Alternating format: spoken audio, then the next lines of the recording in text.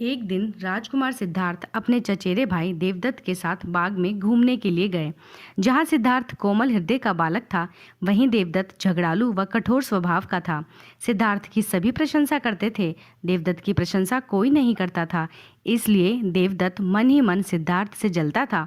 जहाँ वे दोनों घूम रहे थे, उनसे थोड़ी ही दूरी पर एक हंस उड़ रहा था।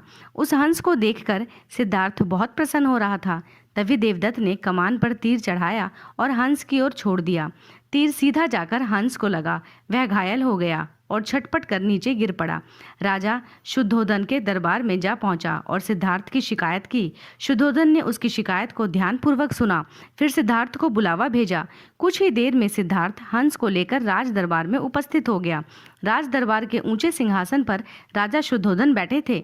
आसपास के नीचे आसनों पर राज्य मंत्री तथा अन्य पदाधिकारी बैठे थे। कई सैनिक हथियार लिए द्वार के निकट खड़े थे। शुद्धोधन के संकेत करने पर देवदत्त सिर झुकाकर बोला, महाराज, जो हंस इस समय सिद्धार्थ के पास है वह मेरा है। इसे मैंने तीर मारकर पृथ्वी पर गिराया था। सिद्धार्थ ने इसे उठाकर इस पर अपना अधिकार कर लिया है। यह हंस मेरा है, कृपया इसे मुझे दिलाया जाए। राजा शुद्धोधन ने सिद्धार्थ की ओर देखा और बोलने की ओर संकेत दिया। सिद्धार्थ ने सिर झुकाकर शांत स्वर में कहा, महाराज, ये हंस निर्दोष है। यह बिना किसी को कोई कष्ट दिए उड़ा जा रहा था। देवदत्त ने इसे तीर मारकर घायल कर दिया।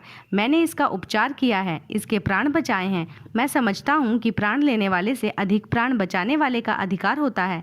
मैं आपसे प्रार्थना करता हूँ कि यह हंस मेरे पास ही रहने दिया जाए। मैं इसे बिल्कुल स्वस्थ करके आकाश में उड़ा देना चाहता हूँ।